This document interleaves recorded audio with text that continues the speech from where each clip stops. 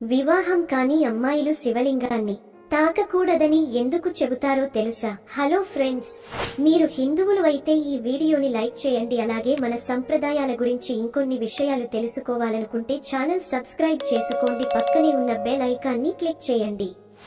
మత గ్రంథాల ప్రకారం శివలింగాన్ని మొదట బ్రహ్మ, విష్ణువు పూజించారు. వాస్తవానికి ఈ ప్రపంచంలోనే ప్రతి జీవి శివుడిని ఆరాధిస్తూ ఉంటుంది. ఎందుకంటే శివుడు ప్రతి జీవికి రక్షకుడు.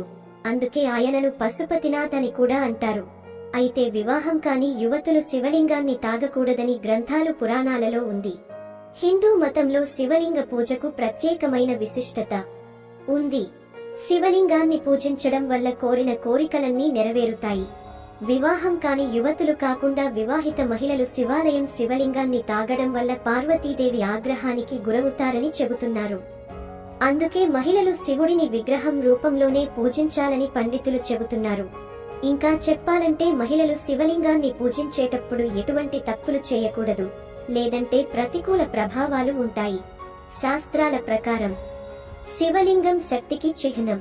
శివలింగాన్ని పూజించబోతున్నట్లయితే పురుషులు మాత్రమే శివలింగాన్ని తాకాలని గుర్తుపెట్టుకోవాలి.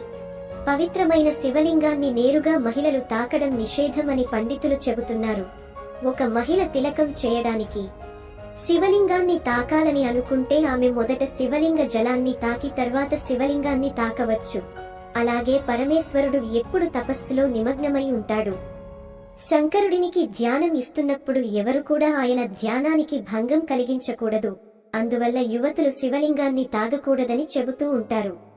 మత విశ్వాసాల ప్రకారం యువతులు తల్లి పార్వతితో పాటు శివుడిని పూజించవచ్చని చెబుతున్నారు. నిజానికి చాలా మంది అమ్మాయిలు 16 సోమవారాల ఉపవాసాలను పాటిస్తారు.